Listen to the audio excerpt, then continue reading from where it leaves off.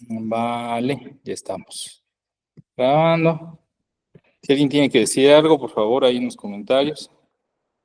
Buenos días, cielo. Y, ya estamos grabando.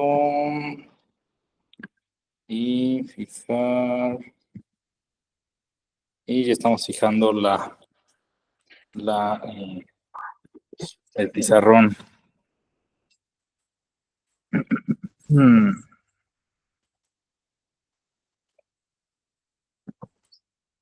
Va, pues. Entonces, la historia estamos contando. A ver, ahí se ve. La historia que estamos contando es acerca de la epistemología, ¿no? Cómo surge y hacia dónde va. Entonces, a ustedes les va a tocar exponer hoy. Estaría bien que hoy escojamos, ¿cuántos somos en el chat? En el chat, en total, somos 1, 2, 3, 4, 5, 6, 7. Y aquí somos 3, ¿no? Pues en total somos 10. ¿Qué tal? ¿Les gusta hacer equipo?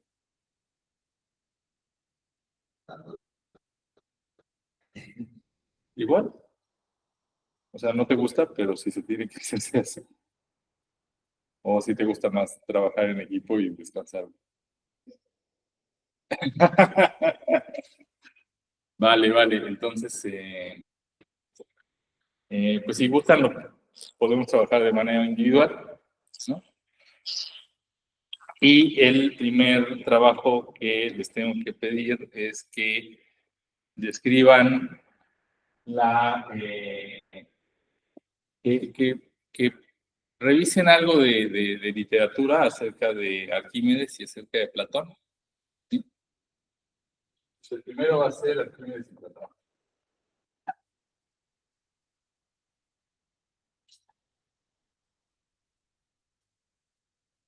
¿No? Y la pregunta es, ¿qué es la realidad para Arquímedes y qué es la realidad para Platón? Pueden usar ChatGPT, pueden usar lo que ustedes quieran, pueden googlearlo en YouTube y ver algunos videos. El chiste es que me entreguen una pequeña explicación de una página, a lo mucho, acerca de qué es la realidad y cómo se compara la realidad de estos dos pensadores del mundo. Igual, para todos los que están ahí en línea, vamos a hacer este inicial, ¿no? Entonces, se los pido para este viernes. O para el lunes, y les pongo dos.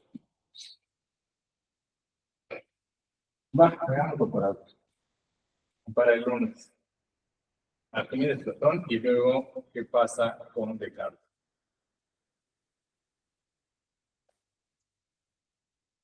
Descartes y Kant. Entonces, hoy vamos a hablar de Descartes y de Kant, y después ustedes lo escriben para tenerlo mucho más fiel, para tenerlo mucho más claro, qué es lo que pasa en lo que uno puede ver en Internet. Entonces, para los que están en línea, igual esta actividad se las voy a dejar ahí en el Classroom para que ustedes puedan subir su cuartilla de perdón, de Arquímedes y de Platón, y otra de Descartes y Kant. No lo hagan a espacio así demasiado comprimido, hagan una cuartilla normal, ¿no? Vale, entonces, ¿qué pasa con Arquímedes y Platón? Platón tiene esta concepción de que la realidad, tiene esta concepción de la realidad. Recuerden, lo que queremos es entender la realidad desde la psicología, es decir, ¿qué pasa con la construcción de la realidad? ¿Está allá afuera? ¿Dónde está? ¿Qué pasa con este objeto que es la realidad? Entonces, Platón tiene una idea idealista de lo que es la realidad, mientras que Arquímedes es mucho más empírico, ¿no? Dice, no, la realidad está ahí porque la percibo, porque la veo, porque la vivo. Pero pues las cosas van cambiando y llega un momento en la historia de la humanidad en el que Roma conquista todo el universo europeo, todo el universo occidental, e impone en el Concilio de Roma, ahí en el siglo II, impone la religión que va a ser la religión oficial, por eso la religión católica, la religión oficial. Y en esta religión oficial impone que lo que en el Concilio de Roma se dice, este va a ser el documento oficial. Hay una discusión muy grande acerca de cuál va a ser el documento oficial en esta época. Es decir, hay muchas Biblias a lo largo de la historia, y en el Concilio de Roma se crea lo que es la Biblia que hoy conocemos como el libro oficial. Y esto es fundamental para el entendimiento de cómo se concibe la realidad en esta época. La realidad es la realidad divina. Es la realidad que pone a Dios aquí en la tierra. Es decir, el ser humano vive dentro de esta realidad y la conoce. ¿Por qué? Porque Dios se la da. Entonces un poquito es interesante la visión de la Edad Media, visión de la Edad Media, igual que en el mundo musulmán, ahí no hay la Biblia, ahí está el Corán. Y en el Corán, incluso ahí la realidad es porque Dios quiere, ¿no? El Dios de los musulmanes. Y si una manzana cae es porque Dios quiere. Y el que la manzana caiga todos los días no significa que mañana vaya a caer, porque a lo mejor mañana Dios ya no quiere. Entonces, en ese sentido, en el mundo musulmán, la ciencia es imposible. Porque la ciencia no tiene ningún sentido. Descubrir las reglas de lo que quiere Dios hoy no tiene ningún sentido, porque a lo mejor mañana ya no quiere lo mismo. Entonces, por eso en el mundo musulmán se empieza a trazar. Sí, a pesar de que ahí está Constantinopla, de que ahí están los grandes centros culturales del mundo durante toda la Edad Media, el pensamiento religioso, así como lo tienen durante todo el medioevo, termina atrasando al mundo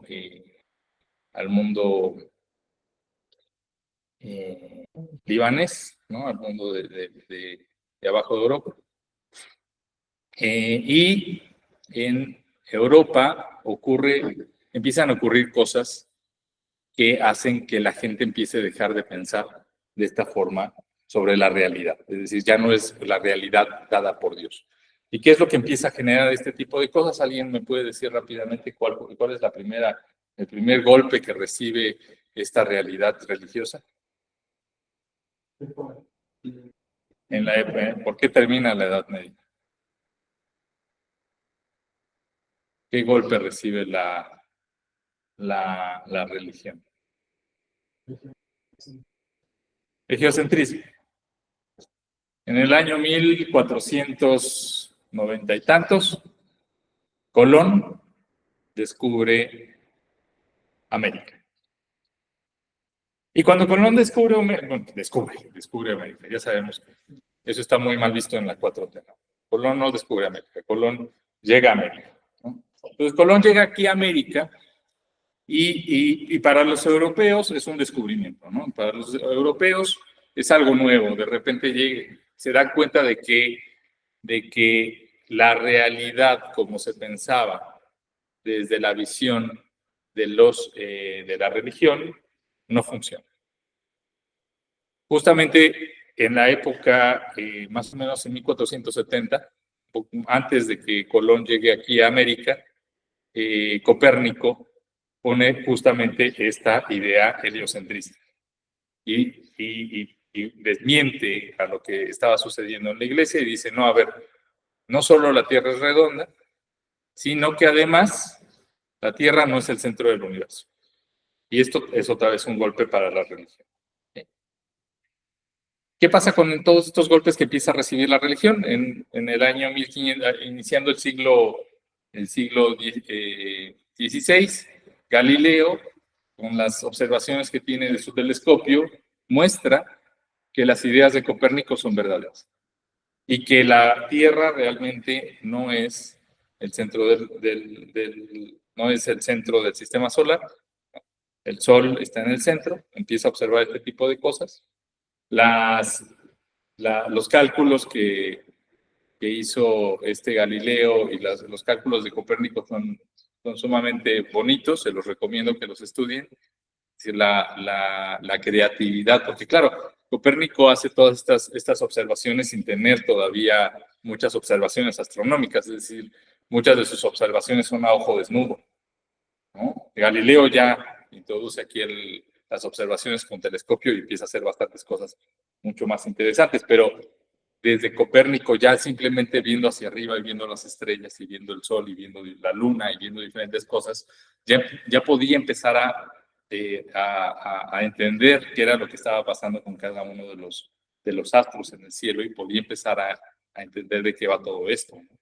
Ahorita, después de esta clase, doy una clase de geometría analítica y una de las cosas que se les deja en la tarea a los alumnos es, pues, cómo es que Copérnico calculó la distancia de la Tierra al Sol simplemente con observaciones astronómicas, ¿no? ¿Cómo le hizo con tan poquita información, ¿no? Entonces, es interesante ver cómo toda esta revolución se empieza a dar en ese momento, ¿no? Pues en este momento se cae la idea de que la Tierra es el centro del universo, eso quita al ser humano del centro del universo y pone en tela de juicio todo lo que viene dando la Iglesia Católica, todas las ideas que empieza a dar la Iglesia Católica, y surge el primer filósofo que sienta las bases de lo que va a ser el racionalismo, ¿sí? Aparece Descartes. Entonces Descartes, pues creo que todos ustedes lo conocen por la geometría analítica. Es decir, Descartes pone las bases de la geometría analítica junto con Fermat. Fermat descubre la geometría analítica unos 40 años antes, y después llega Descartes y la vuelve a descubrir, la publica. Fermat era muy malo publicando, entonces no la publica, pero cuando se analizan los papeles, los documentos, parece que Fermat fue el primero antes que Descartes. Y Descartes no solo era un gran geómetra y no solo era un gran pensador, un gran astrónomo, una persona muy letrada, Descartes era filósofo. Y Descartes, para que no le corten la cabeza, porque en esta época está muy de moda cortarle la cabeza a la gente o mandarlos a la hoguera si dicen algo que va en contra de la iglesia, porque claro, la iglesia no se queda de brazos cruzados, ¿no? En el momento en el que le empiezan a tirar piedras y a decirle, me engañaste, estás diciendo algo que es mentira y así, lo que hace la iglesia es que empieza a quemar gente, ¿no? Dice, no, a ver, no se me salen de vocal, esto no puede pasar. Entonces lo que hace Descartes es que se va a un país donde la iglesia no tiene suficiente fuerza, se va a Holanda, y en Holanda empieza a publicar sus libros, empieza a publicar sus ideas. Y la primera idea que él pone después de toda esta revolución, trata de empezar a pensar en toda la realidad. ¿Qué es? ¿Dónde está la realidad? ¿Qué puedo hacer con ella? ¿Y cómo puedo explicarla? Y claro, porque después de creer que la realidad es algo que está dado por lo divino y después de que se empieza a caer lo divino, pues hay que reconstruir el mundo, hay que reconstruir la realidad. Y lo que hace Descartes es decir, bueno, de algo puedo estar seguro. Y a partir de ese algo voy a empezar a construir todo. Y lanza su frase famosa, cogito ergo sum, que es pienso, luego existo. Y con eso pone al humano, y esto es lo realmente interesante, pone al humano en el centro de la realidad. Ya no es Dios el que está en el centro de la realidad, ahora es el hombre. El hombre aparece en el centro de la realidad. ¿Sí? Pero claro, bueno, ok, ya demostraste que existes, ¿no? La demostración de que uno existe es que pienso. Pues como pienso, pues tengo que existir, ¿no? Aquí estoy pensando, entonces, por ende, existo. No puedo negar mi existencia si me precede el pensamiento, ¿no? Es lo que dice Descartes. Esta idea de cogito ergo sum es muy criticada después. Después viene Lacan, después viene Freud, después vienen un montón que atacan esta idea del cogito ergo sum, y hay ideas muy interesantes de cómo se puede atacar esta conceptualización de la existencia de la existencia de uno mismo. Después la vemos, Pero Descartes trae al ser humano como el centro del universo. Después se le pregunta, él mismo se pregunta, ¿y cómo? Ok, ya yo existo. ¿Y cómo demuestro la existencia de todo lo que observo? ¿No? ¿Cómo sé que esto es real? Entonces, Descartes aquí se traiciona. Descartes se traiciona, regresa a la idea de Dios y dice, bueno, a ver, vamos a suponer por un momento que todo esto es falso, ¿no? Ya Descartes usaba la reducción al absoluto. Sí, vamos a suponer que todo esto es falso. Vamos a suponer, y se crea una idea, se crea la idea del Malan Genie. El Malan Genie es el genio malvado de Malan Genie, y es porque Descartes escribía todos sus documentos, salvo el Cogito ergo sum, que lo escribía en latín. Casi todos los libros de Descartes los escribía en francés, porque pues, es el idioma en el cual pues es el inglés de ahorita, ¿no? El francés de aquella época era el idioma que todo el mundo hablaba, era el idioma pues de Francia, que se la pasaba conquistando y colonizando y quitándole territorio a todo el mundo. Entonces, el idioma predominante era el francés. Y él genera esta idea del Malan Genie, y el Malan Genie es el genio malvado. El genio malvado que llega y los confunde a todos ustedes, ¿no? Me confunde a mí mismo, ¿no? Él llega y construye toda esta realidad y me miente. Me hace creer que yo vivo en esto, como la idea ahorita de la Matrix, cosas por el estilo, ¿no? Esta es la idea como la concebía Descartes. ¿Y qué pasa con la idea del Malan Genie? Él dice, no puede haber un Malan Genie, porque Dios es todo bondadoso y es todo poderoso. Y Él no me miente, porque es todo bondadoso. Entonces no me puede estar mintiendo. No puede existir el genio malvado. El Malan Genie no existe porque Dios es todopoderoso y es todo bondadoso. Entonces, Dios no me puede estar mintiendo. ¿Sí? ¿Hasta aquí ya va bien? Se traiciona a sí mismo y Descartes regresa a la idea de Dios. Y poco después de presentar todas estas ideas, Descartes si no me recuerdo, Descartes incluso, ¿no? Manda a publicar todas estas cosas ya cerca de su muerte, ¿no? Como diciendo, bueno, le tengo miedo a la iglesia, porque la iglesia es peligrosa, ¿no? La iglesia en cualquier momento se da cuenta de lo que estoy haciendo y yo no me puedo mover libremente por el mundo tampoco, porque si me muevo, pues me van a reconocer y me van a matar, ¿no? Entonces Descartes, de una manera prudente, decide publicar todas las cosas ya cerca de su lecho de muerte, ¿no? Ya cerca de morir. Pero es interesante, ¿no? Ya les platiqué un poquito la idea del café, la historia del café. ¿Nunca les he contado la historia del café? Ok, ahí les va la historia del café. La historia del café es preciosa. Colón llega a América en el año 1495, ¿no? Pero al mismo tiempo que llega Colón aquí a América, eso hace que empiece a haber otros navegantes que quieren, que de repente dicen, no, espérate, es que aquí hay algo raro, ¿no? Es decir, eh, la Tierra tiene más caminos de los que parecen, ¿no? Entonces, mientras que se está dando todo este redescubrimiento de la Tierra a través del mar, a través de estarse moviendo por diferentes rutas, pues llega un momento en el que se llega a la India, ¿no? Se llega a la India y se empieza a comerciar con la India, ¿no? Todos estos descubrimientos, al final, todos estos movimientos, incluso los movimientos cartesianos, tienen una cierta relación con el capitalismo europeo. Entonces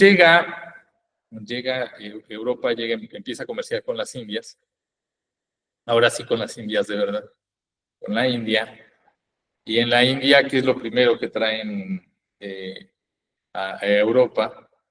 pues traen té negro y traen café. El té negro y el café se vuelven increíblemente populares en el momento que lo traen. Y todo esto más o menos está pasando en los mismos años. Estamos hablando de 1500, 1600. Empieza a moverse el café y el té negro por todas partes. Entonces, quiero que se pongan un poquito en la época del feudalismo. Imagínense ustedes que están en la época del feudalismo. En el feudalismo, pues están estos feudos. En los feudos, pues está el castillo donde está el señor feudal, y ahí abajo tiene a la nobleza, y después tiene al pueblo, separado por vallas, separado por murallas. Y después viene el feudo, separado por una muralla grandota, y después vienen los campos de cultivo. Entonces está todo lleno de campos de cultivo ahí alrededor del feudo. Y los campos de cultivo, pues bueno, están llenos de trigo, están llenos de diferentes hortalizas y cosas, que es lo que come el feudo. Y muy probablemente cerca hay un río, porque para cultivar y para hacer todas estas cosas, para que los feudos puedan existir, se necesita agua, ¿no? Entonces, a ver, ustedes quieren agua. Un día yo quiero agua, ¿no? Yo tengo sed, entonces tengo que tomar agua. ¿Qué hago? Si soy un noble, salgo de la primera muralla, atravieso la ciudad, salgo de la segunda muralla, atravieso las hectáreas de campo y llego al río y tomo agua. ¿Sí? No, claro que no. Es demasiado, ¿no? Entonces uno tiene que hacer algo, uno tiene que beber agua de alguna forma. Y no sé si ustedes lo han hecho, pero si ustedes agarran agua y la dejan destapada, si ustedes tienen su botella con agua tapada, no pasa nada, el agua está llena de oxígeno y sabe rico. Pero si ustedes la dejan destapada, el oxígeno del agua se termina evaporando y el agua sabe fea, ¿verdad? Un trago a un vaso de agua que tiene 2 días y sabe extraño, sabe feo. Y el agua almacenada sabe mal. Entonces nadie bebe agua almacenada, es decir, está trayendo el agua, cargándola hasta las casas, pues no es algo muy sabroso. Entonces hay un problema con el almacenamiento de agua. No solo eso, si uno almacena agua por mucho tiempo en estos barriles y en estas cosas, empiezan a generar microorganismos y la gente se enferma. Entonces la gente no guarda agua. Entonces, desde los egipcios son los que traen la tecnología necesaria para que podamos almacenar agua. Y la forma que los egipcios traen para almacenar agua es, pues, échale cebada y deja que se fermente. Y las bacterias de la cebada fermentada van a competir y van a matar a cualquier otra bacteria que haya dentro de ese brebaje. Y las bacterias, los hongos, las levaduras que hay en la cebada, que se van a formar ahí en la cebada, no nos hacen daño, entonces te las puedes tomar y no pasa nada. Pero pues eso es la cerveza. Es decir, la levadura, al mismo tiempo que fermenta la cebada, pues va generando alcohol los feudos, los señores feudales, monopolizan el control de la cebada. Y no solo eso, no solo la monopolizan, la extienden. Tratan de que todo el mundo beba cebada, beba cerveza, y todo el mundo significa todo el mundo, es decir, los niños beben cerveza, los adolescentes beben cerveza, los adultos beben cerveza, la esperanza de vida no pasa de los 40 años, entonces la gente se muere muy joven, todo el mundo bebe de cerveza. Y pues ustedes pueden pensar cómo es eso, ¿no? Es decir, una sociedad donde todo el mundo está bebiendo cerveza, donde no existe el agua corriente, es una sociedad que vive en estado etílico constante. La gente está borracha todo el tiempo. Es decir, la gran realidad de la Edad Media es que la gente está borracha todo el tiempo. La gente está un poco mareada. Y claro, tienes sed, bebes cerveza, te mareas un poco.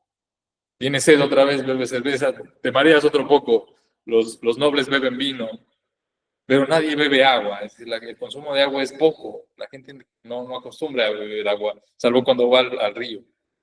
¿Sí? Entonces, los feudos son ciudades borrachas. ¿Sí? Imagínense, y no hay razón para hervir el agua, porque el agua sabe fea hervir. Uno agarra agua, la pone a hervir y después te la tomas. Y eso sabe horroroso, ¿no? No sabe bien. La gente no bebe agua hervida. Entonces, imagínense lo que es cuando se empiezan a traer los primeros cargamentos de té y de café, que ya hay una razón para hervir el agua. Y ahí por 1500, 1550 empiezan a aparecer las primeras cafeterías.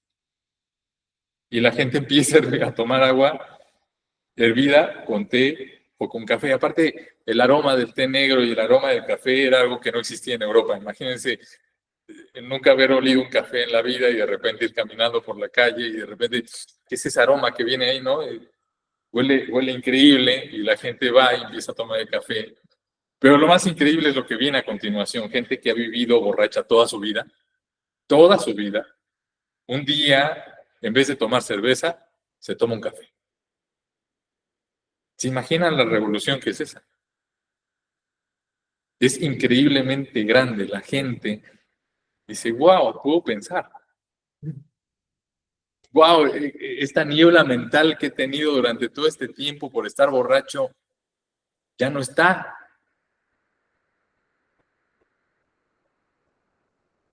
¿Y qué pasa? Empieza a haber cafeterías. Y la cafetería en aquella época es la nueva droga. ¿Y qué hacen los señores feudales y qué hacen los reyes? Empiezan a prohibir las cafeterías y las satanizan de lugares donde se da, bueno, no se dice droga en aquella época, pero se empiezan a satanizar y se empiezan a prohibir. Y esto genera cafés clandestinos. Y esto genera un montón de cosas clandestinas. Y la gente empieza a pensar y empieza a consumir más café y empieza a consumir más té.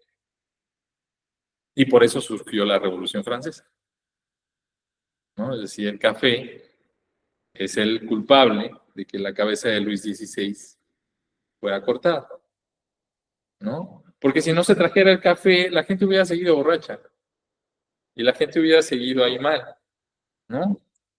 Es decir, es toda esta revolución y es todo este giro copernicano, Galileo, eh, todas estas cosas que están sucediendo en esta época con Descartes, con Colón, todo al mismo tiempo se está generando un caldo de cultivo ahí en Europa que termina en la Revolución Francesa. Sí, hasta ahí bien. ¿Dudas, preguntas, comentarios? Entonces, ¿qué pasó? El café, ¿qué causa en el cerebro? El café es interesante. El café, yo les recomiendo que en particular nunca beban café. El café lo que hace es que compite con la molécula del café se parece mucho a la molécula que te genera sueño, ¿no? Entonces, en las neuronas, en los receptores de hormona del sueño, pues llega el café y lo tapa, ¿no? Entonces, además de que el café hace que la sangre sea más ligera, ¿no? Entonces hay como más circulación hay más oxigenación del cerebro, hay varias cosas bastante interesantes. El café, la cafeína y la teína es lo mismo, no hay diferencia. Entonces, el tomate negro y tomar café es igual. La Coca-Cola lo que te despierta es la cafeína que trae. El Red Bull lo que te despierta es la cafeína que trae. No hay más. Es la cafeína la, la protagonista en esta historia. Y la cafeína lo que hace es competir con la hormona del sueño. Entonces no permite que la hormona del sueño te permita dormir. ¿Sí? Entonces por eso tomas café y te genera esta sensación de estar muy despierto. Ahora, por ahí dicen que la cafeína te pone tembloroso, ¿no? Hay muchas otras cosas dentro del café, sobre todo si los cafés están muy quemados, tienen ciertos elementos que te empiezan a dar temblor. Un buen café, un café bien tostado, un café que no ha sido quemado, se siente muy parecido a un té negro. Té negro bien dado no te da esta sensación. Esto no es universal, no a todas las personas les pasa igual. Hay personas que los receptores son diferentes. Entonces, no es común, no es poco común encontrar personas que toman café y se sienten raras o les da sueño. Es decir, este mecanismo no es generalizado, ¿no? Aunque todos somos seres humanos, la verdad es que de ser humano a ser humano hay un montón de modificaciones y hay un montón de cosas diferentes en nuestro organismo y en nuestra forma de metabolizar cosas, ¿no? Entonces, la mayoría de la gente, el café compite con la hormona de sueño y no nos da sueño, pero, pero no siempre pasa igual, ¿no? Hay personas a las que no les hace absolutamente nada, ¿no? ¿Sí? Pero sí, el café es como complejo, es complejo. Eh, si muchas veces se recomienda el consumo de café porque también acelera la capacidad de concentración. De la concentración externa, es decir, si tú estás pensando en un problema externo, un problema de algo que te pasó en el mundo externo, pues el café te permite salir a que tu pensamiento esté en el exterior, ¿no? Esto es algo interesante. La gente que medita, la gente que hace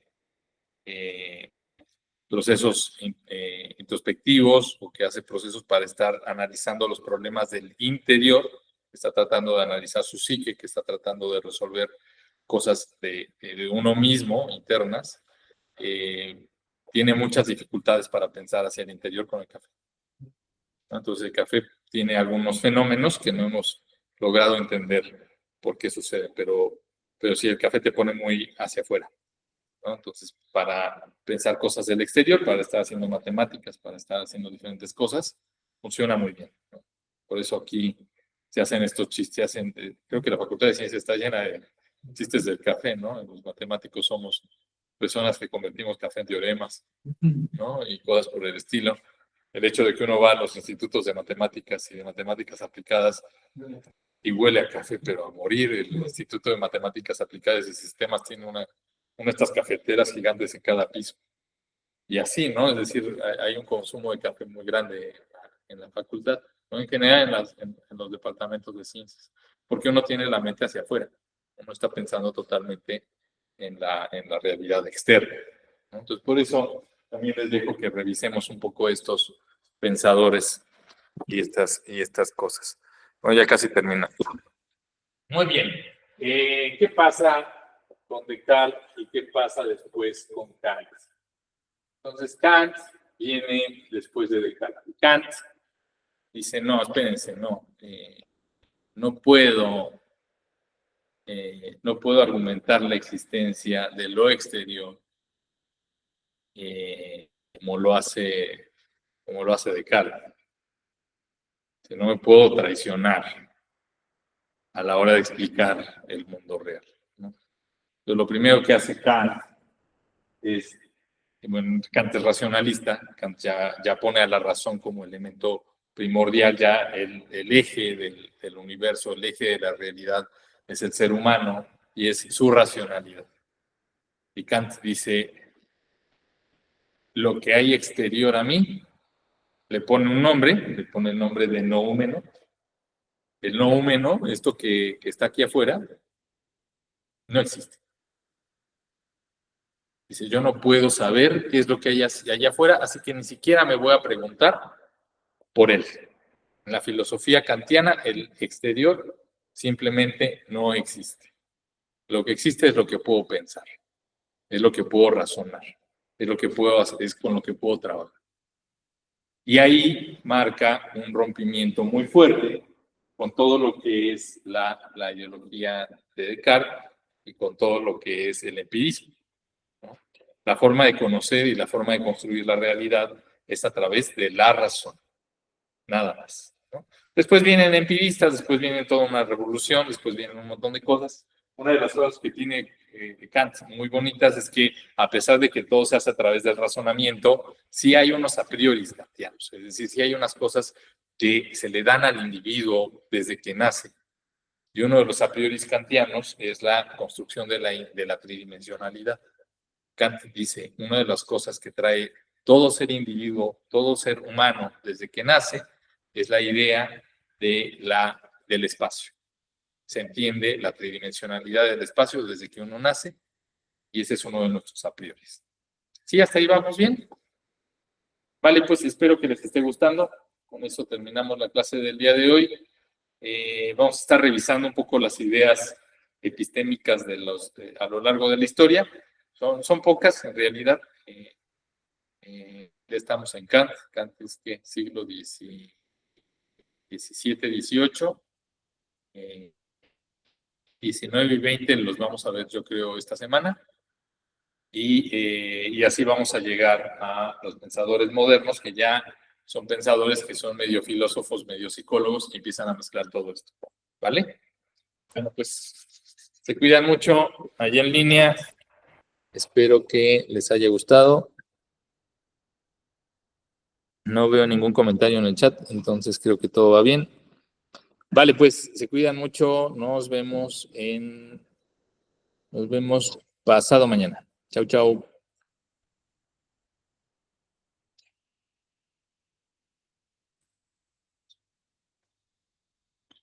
Gracias.